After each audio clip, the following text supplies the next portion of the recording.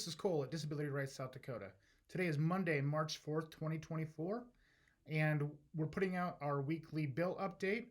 We're nearing the end of the 2024 legislative session here in South Dakota, and so many of the bills that we'll be talking about have either been killed or moved on to the governor for signature or veto. This may be the last video that we put out this year on our legislative process. We might have an update on a bill or two, depending on what occurs with them, but we hope that this has been useful to you for tracking the progress of bills through the legislative cycle and to be able to participate in the legislative process if there has been a bill that you've been interested in testifying on or writing to your legislator.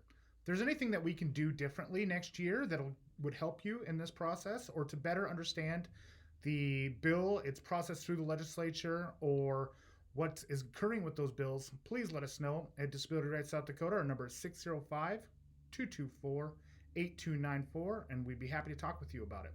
So let's get into the bills for this week. So as always, we have the bills that we'll be talking about here today listed on the first page of the presentation.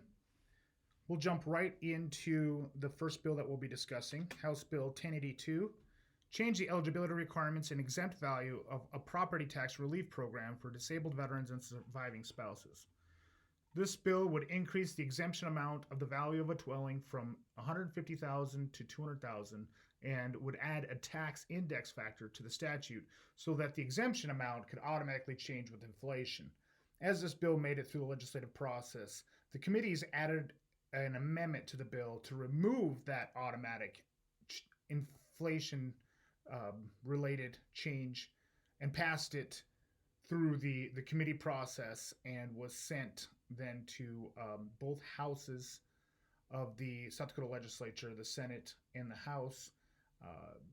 There it was signed by the President of the Senate and the Speaker of the House and has been delivered to the governor for her signature or veto. House Bill 1085, specify the venue of appeal to a circuit court for persons committed to a mental health facility. This bill would add a provision in statute so that an appeal to the commitment of a person at a mental health facility could go to the circuit court wherein that facility is located. This bill sailed right through the legislative process uncontested and has now been signed by the President of the Senate and the Speaker of the House and has been delivered to the governor for her signature or veto as well. House Bill 1093, make an appropriation to provide a grant for the construction of a facility to provide certain health facilities and services. This bill would appropriate a sum of $8 million to the Department of Social Services for the purposes of providing a grant to assist the construction of a facility that would provide all of the following: a special rehabilitation pediatric hospital, a specialty school for children under the age of 21, an intermediate health care facility for children under 21, and an outpatient rehabilitation pediatric services. This bill was referred to the Joint Committee on Appropriations. They passed the bill after changing the amount appropriated to $2 million. The bill was then heard by the full House, who in turn again amended the bill back to its original $8 million amount. The bill now sits before the full Senate for hearing by that body and will be heard on March 4th at 10 a.m. House Bill 1138, establish a sales tax exemption for certain disabled veterans. This bill would provide an exemption from retail sales and service tax liability for sales of tangible personal property, any product transferred electronically, and services to a veteran who is rated permanently and totally disabled from a service-connected disability. The amount of gross receipts exempt under this chapter in any year for any veteran may not exceed $25,000. This bill was referred to the House Taxation Committee, who then deferred the bill to the 41st day, thereby killing that legislation. House Bill 1144, provide for the study of the Community Hope, Opportunity, Independence, Careers, Empowerment, Success Waiver Program, also known as CHOICES, and provide appropriation therefor. This bill would appropriate from the general fund a sum of $450,000 to the Department of Legislative Audit for the purposes of hiring a contractor to study the state and federal laws, regulations, and services relating to the operation and administration of the Choices Waiver Program within the Department of Human Services. This bill was heard by the Health and Human Services Committee, who amended the bill to appropriate $1 to the study. That amount was set so that it could be sent to the Joint Appropriations Committee and make a determination what amount, if any, would be identified to support such a study. That committee tabled the bill, and which means that it's essentially dead. It'll sit with the committee unless the full body orders the committee to send it to the House floor for discussion.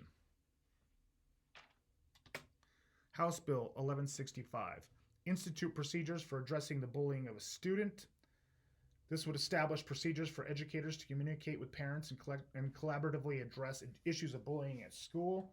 This bill, too, was tabled, this time by the House Education Committee. House Bill 1202, establish procedures for the termination of services by a provider through the Choices Waiver Program. This bill would have limited the time to complete an appeal of termination from a Choices Waiver provider.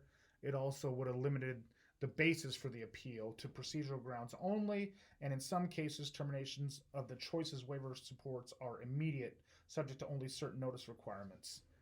This bill went through the process through the committee process, and on the House Human Services Committee, it was amended to insert certain protections for tenant-landlord law, then sent to the House of Representatives to the full floor, where it was passed and sent over to the Senate. The Senate Health and Human Services Committee then amended the bill to provide for 30 days notice, even in emergency situations.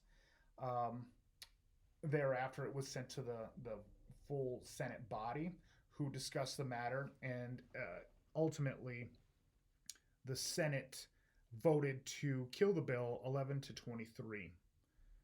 House Bill 1202 failed to receive a majority of the vote by the South Dakota Senate. This legislation has been defeated after a long fight. DRSD would like to thank all of the families who worked to make their voices heard in this matter.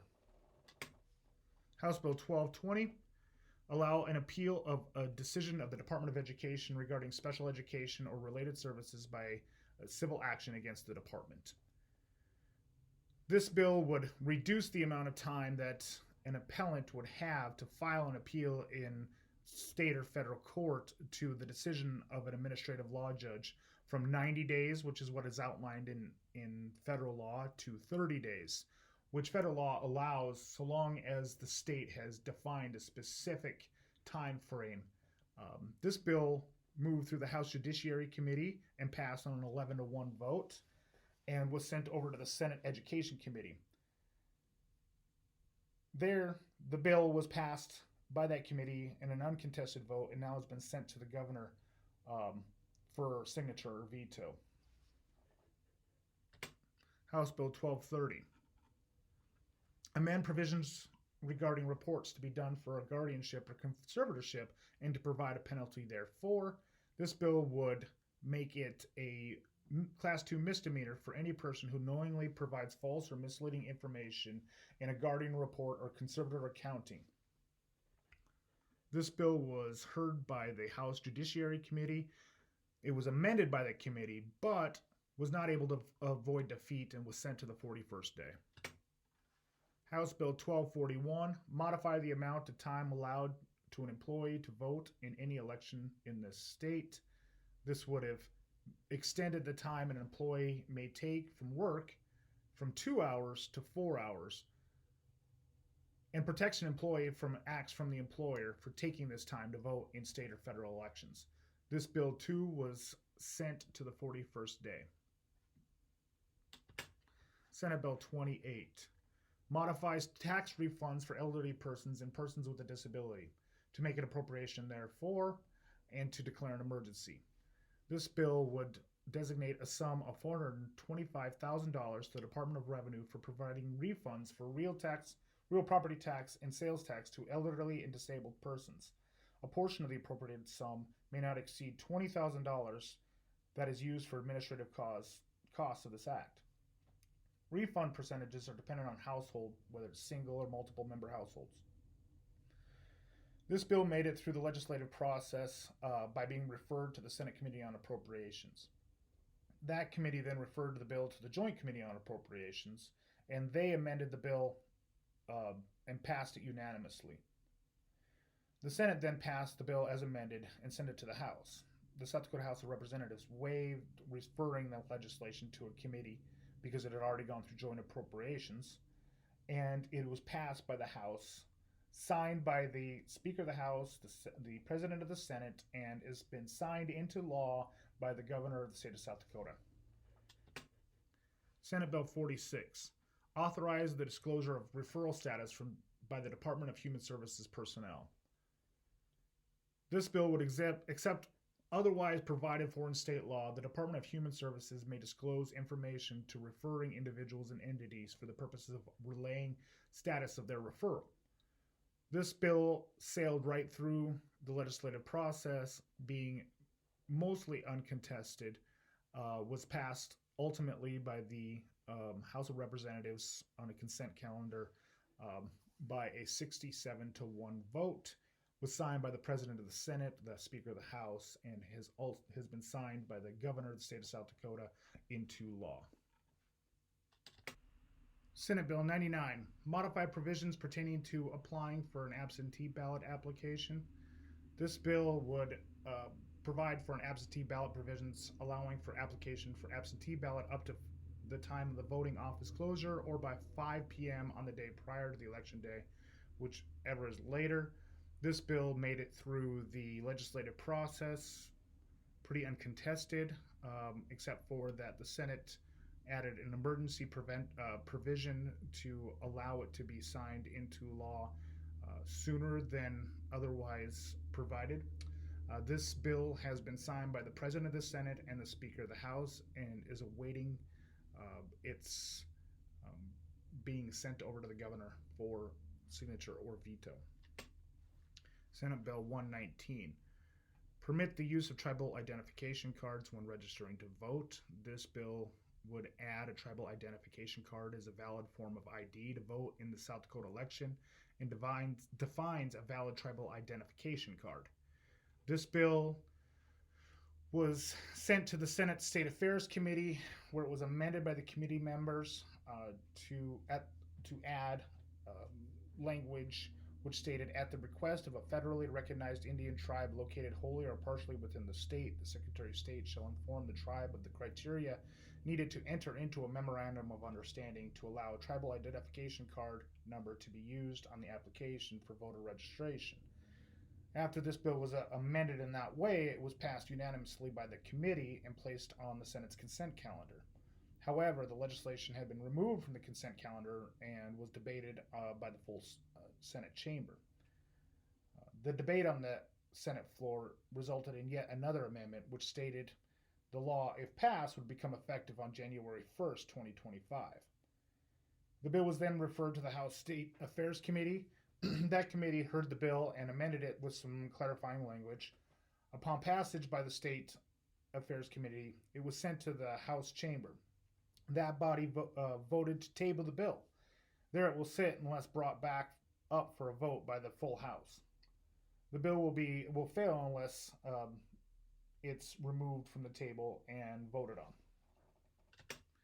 Senate Bill 186, modified provisions pertaining to the voting rights of members of an Indian tribe.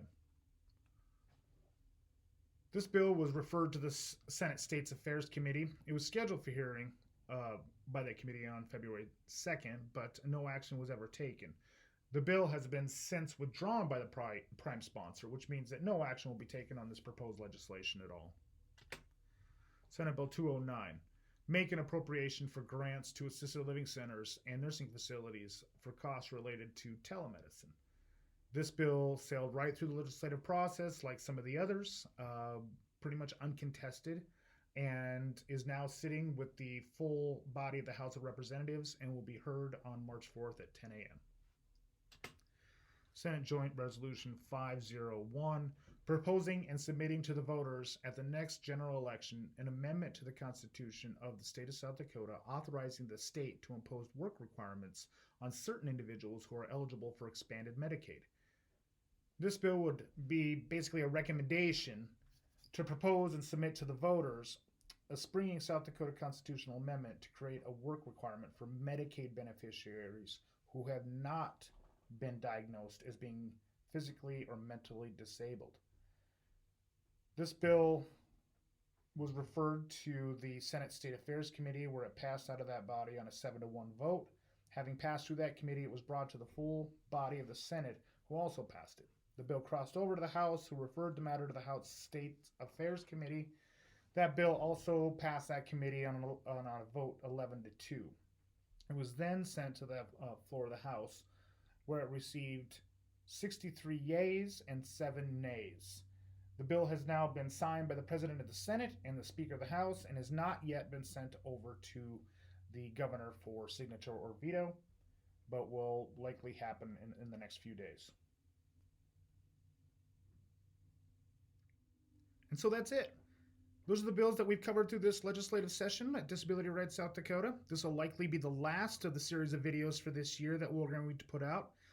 If you have any questions over any of the bills that we talked about today, what the ultimate status of them were, if they had ended up getting signed by the governor or had failed in some way, let us know at Disability Rights.